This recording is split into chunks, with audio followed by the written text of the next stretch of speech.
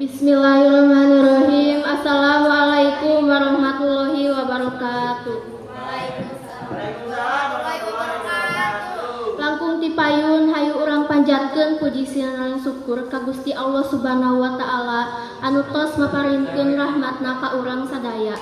Dugi urang tiasa kumpul di acara dinten ieu. Kanggo Bapak Kepala Sekolah, Ibu Bapak Guru anu kusim kuring dipika hormat, oge rerencangan sadaya anu kusim kuring dipika cinta. Dinten ieu alhamdulillah urang tiasa kempel sareng patepang ngarai. Di dieu abdi bade ngadugikeun diantara ngeunaan kamerdekaan negara Indonesia.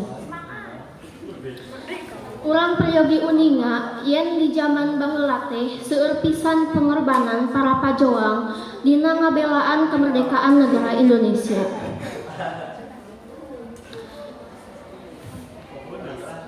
Mata kukituna urang sadaya salaku warga negara Indonesia generasi penerus bangsa kedah tiasa neraskeun perjuangan para pahlawan urang.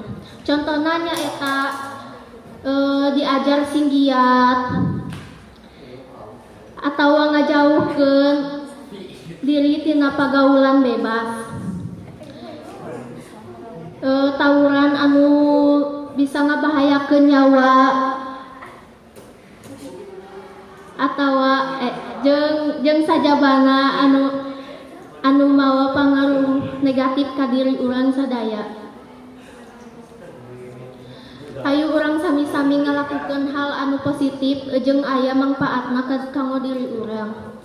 Misalna ngadamel prestasi di sakola, seueur maca buku nu mangpaat jeung sajabana. Rupina mun sakitu biantara ti abdi hapunten pami aya cariosan anu kirang renah kanggo diri kasadayana. Wassalamualaikum warahmatullahi wabarakatuh.